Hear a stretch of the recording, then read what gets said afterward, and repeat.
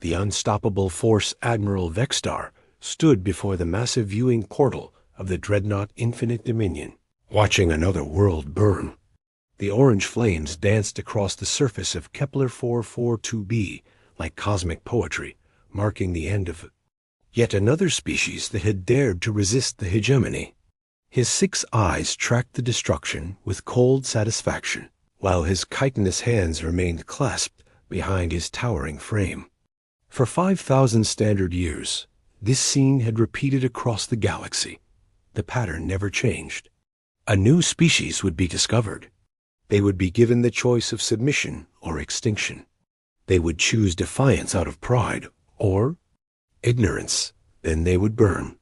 The hegemony had perfected the art of conquest long before most species had even discovered fire. Their fleet consisted of 12,000 vessels, each one a testament to technological superiority built over millennia of warfare. The smallest frigate could level a city. The largest dreadnoughts could crack planets. Between them lay every conceivable weapon of war, refined and perfected through countless battles against countless enemies. Another successful integration. "Admiral," reported Commander Thane, his voice carrying the mechanical precision that marked all hegemony communications. The younger officer's 4 eyes gleamed with the satisfaction of victory, though Vextar detected something else beneath the surface. Doubt, perhaps, or boredom. "Integration implies choice, Commander," Vextar replied without turning from the viewport. This was conquest. Add Kepler 442b to the records as territory. 7,841. Begin resource extraction immediately. The Kepleran. Civilization had lasted exactly 14 hours against the hegemony fleet. Their primitive fusion weapons had barely scratched the paint on hegemony shields. Their tactical formation had been textbook perfect and utterly useless against opponents who had seen every possible variation of defensive strategy. Like all the others, they had fought bravely and died predictably. Vextar moved to his command throne, a massive seat carved from the crystallized remains of the first world the hegemony had conquered. The chair served as both symbol and reminder of what happened to those who opposed galactic order. From this position, he had overseen the subjugation of 847 different species across 7,841 worlds. The mathematics of conquest had become as simple as basic arithmetic. Superior technology plus overwhelming numbers equaled inevitable victory. The formula had never failed. "Admiral," the communications officer's voice carried a note of interest that hadn't been heard in decades. "Long-range scouts report a new species in Sector 7G, intelligence designation, humans. Origin world designated Sol 3, locally called Earth." Vextar's attention sharpened. New species were rare these days. The galaxy was vast, but the hegemony had been thorough in their expansion.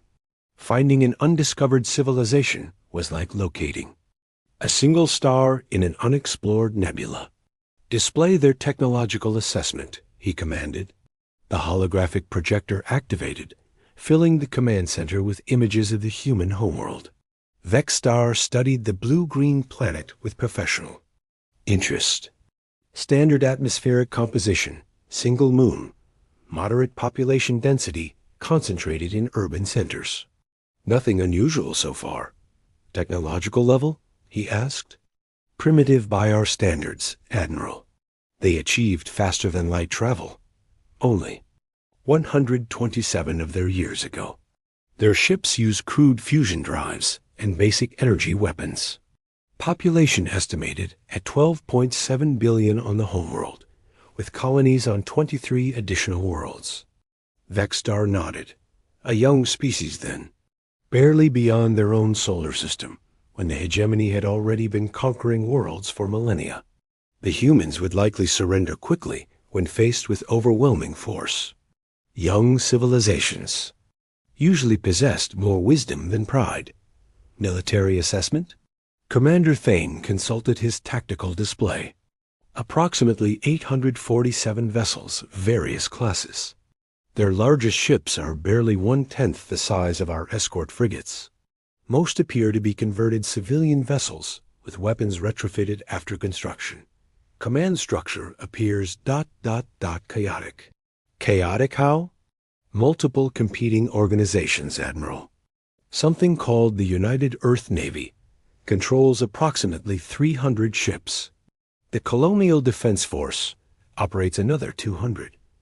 Various corporate security fleets, planetary militias, and independent contractors account for the remainder. No unified command structure that we can identify. Vextar felt a familiar mixture of contempt and pity. Humanity sounded like every other young species the hegemony had encountered. Divided, primitive, and doomed to extinction unless they chose submission. At least their fractured military would make conquest even easier than usual. Prepare the standard integration offer, he ordered. Full diplomatic package.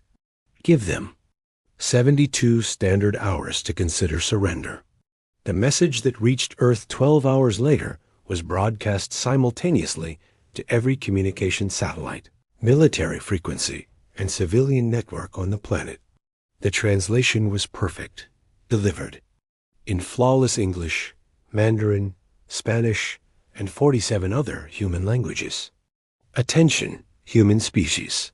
You have been selected for integration into the hegemony. Submit your military forces and governmental structures for peaceful absorption into our civilization or face complete extinction. You have 72 standard hours. To comply, this offer will not be repeated. The response came 18 hours later, broadcast on all frequencies with equal clarity. To the Hegemony Fleet, this is Admiral Elena Rodriguez, Supreme Commander of United Earth Forces. We have received your ultimatum and considered it carefully. Our response is simple. Go to hell. Vextar stared at the communication display in genuine bewilderment.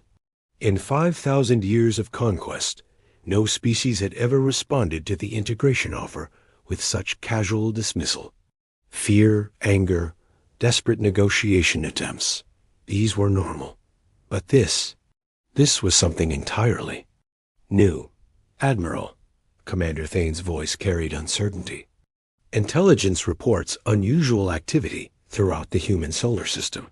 Instead of massing their forces for defensive operations, their ships appear to be scattering. Scattering? Vextar leaned forward in his crystalline throne. Define scattering. Dispersing throughout their system, sir. No concentrated defensive positions. No organized fleet formations.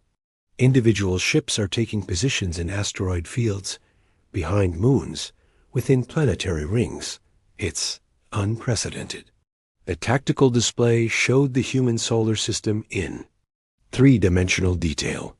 Red markers indicated human vessel positions scattered across billions of cubic kilometers of space. Unlike every other species the hegemony had encountered, the humans were not gathering their forces for a decisive battle. They were spreading out like seeds in a cosmic wind. Analysis? Vextar demanded. Unknown, Admiral. This formation provides no tactical advantage against our forces. They cannot achieve concentrated firepower.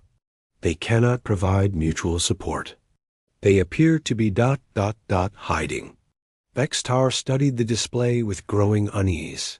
In 5 millennia of warfare, the hegemony had faced every conceivable tactical doctrine. Defensive formations designed to maximize firepower.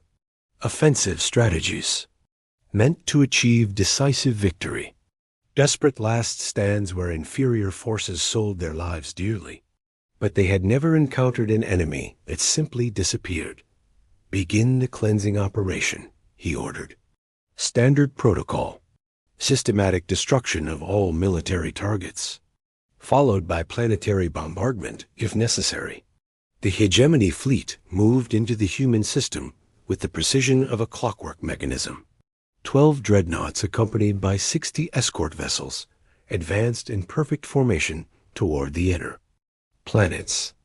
Their sensors swept space continuously, searching for the scattered human forces. they found nothing. The first indication that something was wrong came when the destroyer Relentless Fury simply vanished from the formation. One moment it was, maintaining standard position off the fleet's starboard flank. The next moment, it was gone. Report. Vexstar's voice cracked like a whip across the command center. Unknown Admiral. The Relentless Fury has stopped responding to communications. Last telemetry showed normal operations, then ... nothing. Debris field? None detected, sir. The ship simply ... disappeared. Vexstar felt the first cold touch of something he hadn't experienced in centuries. Uncertainty. Ships didn't simply disappear. There were laws of physics, principles of warfare, established patterns of cause and effect. The hegemony's success was built on understanding these principles better than any other species in the galaxy. The second ship vanished 6 hours later. The escort cruiser Eternal Victory was conducting a sweep of the asteroid belt when its SIGNL cut out mid-transmission. Search teams found a debris field 40 minutes later, but the wreckage made no sense. The ship appeared to have been destroyed from the inside, as if its own fusion reactor had been deliberately overloaded. Impossible, Commander Thane muttered, studying the tactical analysis. The Eternal Victory's reactor had 17 separate safety systems. No external force could have triggered a cascade failure without first disabling the containment field, which would require... He stopped speaking, his 4 eyes widening with realization. Which would require someone with intimate knowledge of our technology, Vexstar finished. Someone who could modify our own systems against us. But that was impossible. The humans were a primitive species, barely a century beyond their first spaceflight. They couldn't possibly understand hegemony technology well enough to sabotage it, could they? The answer came in the form of a transmission broadcast across all hegemony frequencies. The signal originated from somewhere within the asteroid belt, but the sender's exact location remained impossible to pinpoint. Attention, Hegemony Fleet. This is Captain Sarah Chun, the Terran vessel Resolute Dawn. You came here expecting another easy conquest. You thought we would line up our ships and fight you like gentlemen. Sorry to disappoint you, but humans learned long ago that there's no such thing as a fair fight when survival is on the line. The image that accompanied the transmission showed a human female of perhaps 40 years. Her dark hair pulled back in a practical style, her eyes carrying the weight of command. Behind her, the bridge of her vessel looked like a hybrid between a military warship and a civilian research station. Improvised modifications covered every surface, turning elegant design into functional chaos. We studied your tactics while you sent your ultimatum, Chun continued. We know how you fight. You rely on superior technology and overwhelming force to crush organized resistance. Well, congratulations. You've just encountered a species that doesn't believe in organized resistance. The transmission cut to external views of human ships, scattered throughout the solar system. But these weren't the primitive vessels hegemony intelligence had described. These were something entirely new.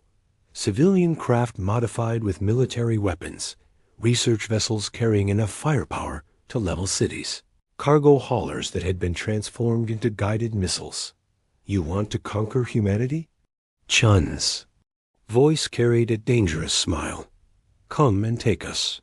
But remember that humans have been fighting impossible odds since we first picked up sticks and stones. We don't surrender. We don't give up, and we sure as hell don't fight fair.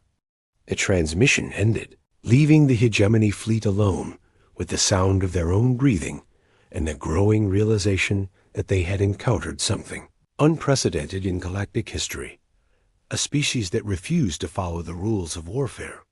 Admiral Vexstar stared at the empty display screen, feeling the weight of 5,000 years of military tradition suddenly becoming a burden rather than an advantage. For the first time in his long career, He was facing an enemy that didn't fight like every other species in the galaxy. The humans fought like humans, and nobody knew what that meant. Asterisk, the immovable object Captain Sarah Chon floated in the zero-gravity maintenance shaft of the Resolute Dawn, her hands working quickly to install the final modifications to their improvised weapon system. Around her, the converted research vessel hummed with activity as her crew prepared for what every tactical manual would call a suicide mission. The Resolute Dawn had been designed to study cosmic phenomena, not wage war against galactic empires. Her hull was built for sensors and scientific equipment, not weapons and armor. But Dr. Marcus Webb, the ship's chief engineer, had spent the last 3 days performing what he cheerfully called aggressive retrofitting. "Captain," Webb's voice crackled through the comm system, "I've got the mining charges rigged to the torpedo tubes. They're not pretty, but they'll make a hell of a bang when they hit something." Sarah smiled grimly. Mining charges weren't designed as weapons, but humans had a talent for repurposing peaceful technology for violent ends. The same explosive devices used to crack asteroids could crack alien hulls, especially if you knew where to aim them. "How many can we carry?" she asked, pulling herself through the maintenance shaft toward the bridge. 47 charges in the forward tubes, plus another dozen rigged as proximity mines. And Lieutenant Okafor had an interesting idea about the fusion reactor. Lieutenant Zara Okafor had joined the mission as their tactical officer, bringing with her a reputation for unconventional thinking that had gotten her in trouble with Earth Command more than once. Sarah suspected that was exactly what they needed. "Now, what kind of idea?" Sarah asked, though she was already dreading the answer. "The fun kind, Captain." Okafor's voice carried the distinctive accent of her Nigerian heritage, along with a dangerous enthusiasm. "We can overload the reactor core to create a controlled fusion detonation. Turn the whole ship into a guided bomb if we need to." Sarah reached the bridge and pulled herself into the captain's chair, studying the tactical display that showed the positions of both fleets. The hegemony forces maintained perfect formation as they advanced toward Earth, their massive dreadnoughts, surrounded by escort vessels in a pattern that had intimidated civilizations for millennia. The human forces, by contrast, looked like complete chaos. Individual ships scattered throughout the solar system with no apparent coordination or strategy. To alien observers, it must have appeared that humanity's military had simply panicked and fled in random directions. That was exactly what Sarah wanted them to think. "Status report," she ordered. "All stations ready, Captain," reported Communications Officer Lisa Park. "The Intrepid and Defiant are in position near Jupiter. The Colonial Guard ships are spread throughout the belt. Earth Command has their heaviest units hiding behind Luna." "Good. Remember, people, we only get one surprise. Make it count." The first phase of the human counterattack began when the hegemony fleet reached the asteroid belt. Admiral Vextar's ships moved in standard search formation, their sensors sweeping for the scattered human vessels they expected to find hiding among the rocks. But they found the resilient Hope first. The converted passenger liner had been built to carry tourists on luxury cruises between Earth and Mars. Now her elegant dining halls were filled with torpedo tubes. Her observation decks mounted missile batteries, and her swimming pool had been drained to make room for a fusion warhead that Dr. Webb had cheerfully described as probably illegal under 17 different treaties. Captain Maria Santos, the Hope's commander, waited until the hegemony destroyer was less than 500 kilometers away before she acted. Her ship erupted from concealment behind a large asteroid, weapons blazing with improvised fury. The alien destroyer's shields flared under the unexpected assault, then failed as the Hope's suicide charge detonated against their hull. Both ships died in a brilliant flash of nuclear fire that lit up the asteroid belt like a temporary star. "First blood to us," Sarah murmured, watching the explosion on her long-range sensors. Maria had been a friend, a fellow captain who had volunteered for a mission they all knew was likely to be one way. Her sacrifice had taken out one enemy ship and sent a clear message to the rest of the hegemony fleet. Humans didn't just fight to win. They fought to make the enemy pay for every meter of space. The alien response was swift and predictable. The hegemony fleet tightened their formation and began systematic bombardment of the asteroid belt, turning rocks into glowing debris in an attempt to flush out the hidden human ships. They were looking in the wrong place. The real attack came from Captain James Murphy and the cargo hauler Lucky Strike. Murphy had spent 20 years running supplies between the outer colonies, piloting ships through cosmic hazards that would have killed a military crew in minutes. Now he used that experience to guide his converted freighter through the gaps in the hegemony formation, invisible to their sensors until he was close enough to ram. The Lucky Strike struck the escort cruiser Infinite Justice amidships at approximately 30% of light speed. The kinetic impact shattered both vessels instantly, but the cargo ship's modified reactor created a secondary explosion that crippled 2 more alien ships and forced the entire hegemony fleet to alter course. Admiral Vextar watched the tactical display with growing alarm as more red markers disappeared from his fleet roster. The humans weren't fighting a traditional battle. They were conducting what appeared to be an elaborate suicide campaign, trading their own ships for his at an exchange rate that made no mathematical sense. "Admiral," Commander Thane reported, "we've lost 7 vessels in the past 4 hours. Human casualties appear minimal by comparison, but they're throwing away their ships like disposable weapons." "Analysis?" Vextar demanded. "Unknown, sir. This tactical doctrine has no precedent in our historical database. They appear to be treating their own vessels as ammunition rather than strategic assets." Vextar studied the display, trying to understand. An enemy that violated every principle of rational warfare. The humans had perhaps 200 combat-capable vessels remaining. The hegemony still fielded over 1,000 ships with vastly superior technology. By any reasonable calculation, the aliens should be winning easily. Instead, they were being systematically destroyed by an enemy that refused to behave logically. The pattern continued for 3 days. Human ships would appear without warning, strike at vulnerable targets, then vanish or die in suicidal attacks that took hegemony vessels with them. The aliens tried to adapt, tightening their formations and increasing sensor sweeps, but the humans adapted faster.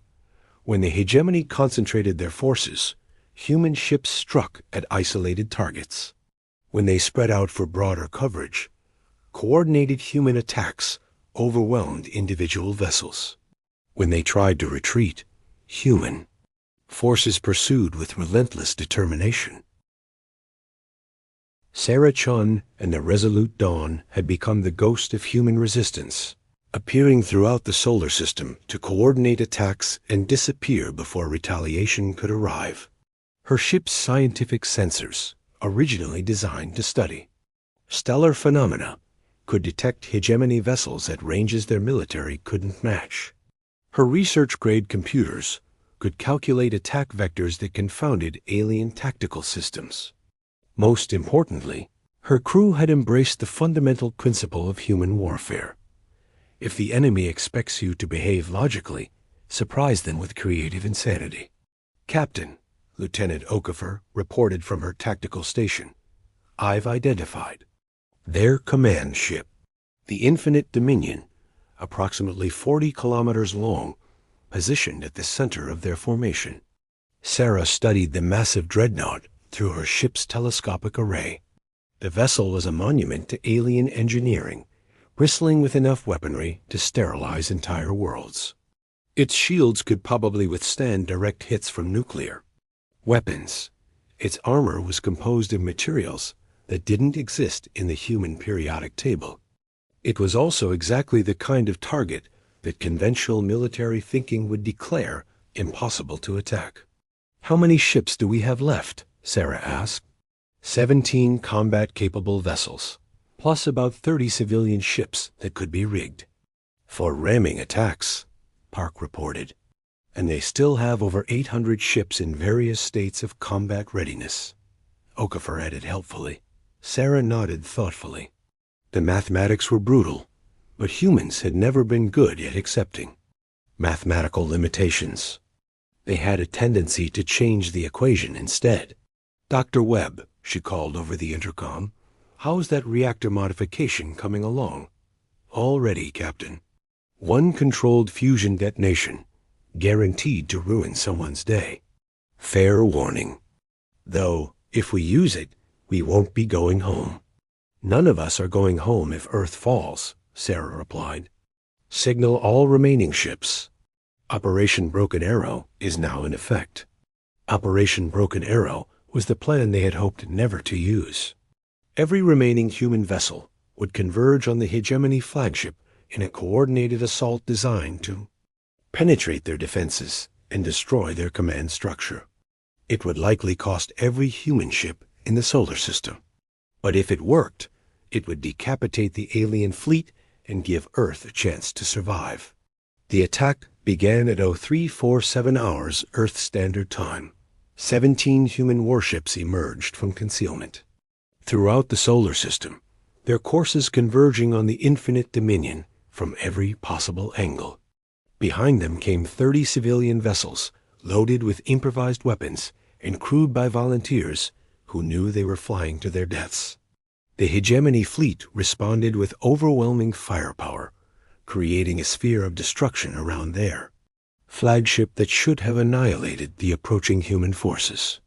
Alien weapons that could vaporize asteroids focused on the small human ships with devastating effect. They destroyed 43 of the 47 attacking vessels in less than 10 minutes. The 4 ships that survived the gauntlet were the Resolute Dawn, the destroyer Tenacious, the converted hospital ship Mercy, and a small courier vessel called the Never Say Die that had somehow slipped through the defensive fire by flying in the wake of larger ships. 4 ships against 800. The mathematics were absurd. Sarah Chun had never been good at mathematics. "All ships, this is Resolute Dawn," she broadcast on the emergency frequency. "Target the flagship's sensor array. Blind them first, then go for the engines." The Tenacious and Mercy focused their remaining weapons on the massive alien ships.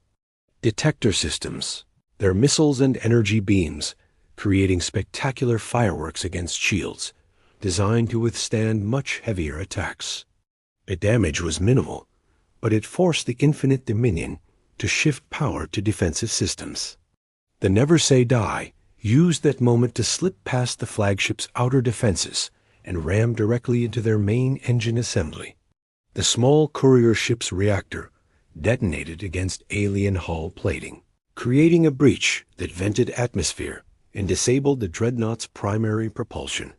Then it was just the Resolute Dawn against the most powerful warship in the Hegemony fleet. "Dr. Webb," Sarah called. "Initiate reactor overload. Set timer for 60 seconds. 60 seconds, aye, Captain. It's been an honor serving with you all." Sarah watched the massive alien ship growing larger on her view screen as the Dawn accelerated toward its target. Around her, the bridge crew worked with calm efficiency, making final adjustments to their improvised weapon systems. "Captain," Okafor reported, "I'm detecting massive power fluctuations throughout their fleet. The flagship's destruction might cascade through their entire command network." "Good," Sarah replied. "If we're going down, we're taking as many of them with us as possible." The Resolute Dawn struck the Infinite Dominion at the base of its command tower, her modified reactor, detonating in a fusion explosion that tore through the alien ship's hull like paper. The Dreadnought's own power systems overloaded in a chain reaction that split the massive vessel in half. But Sarah Chun had miscalculated one crucial factor. Dr. Webb was better at engineering than he was at estimating explosive yields. Reactor detonation that destroyed the Hegemony flagship also created an electromagnetic pulse that cascaded through the alien fleet's communication networks. Command ships lost contact with their escorts. Navigation systems failed across hundreds of vessels. The perfect coordination that had made the Hegemony invincible for 5 millennia collapsed in seconds. Admiral Vextar found himself aboard a crippled dreadnought surrounded by a fleet that had forgotten how to function without centralized control. For the first time in recorded history, Hegemony forces were in complete disarray. Earth's surviving defense forces struck immediately, hitting the scattered alien ships with everything they had left.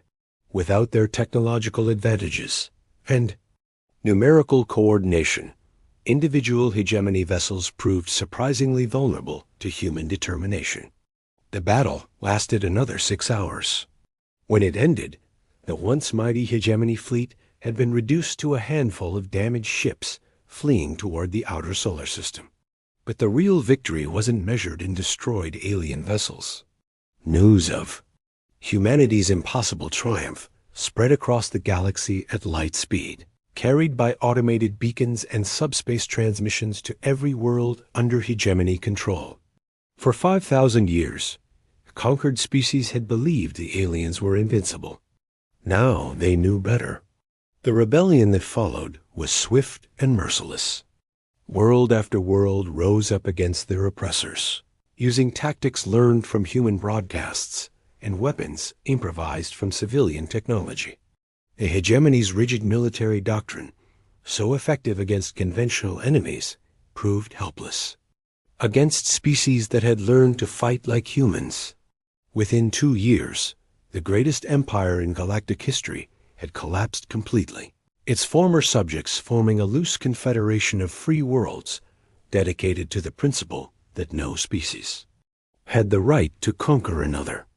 Captain Sarah Chun never lived to see that victory.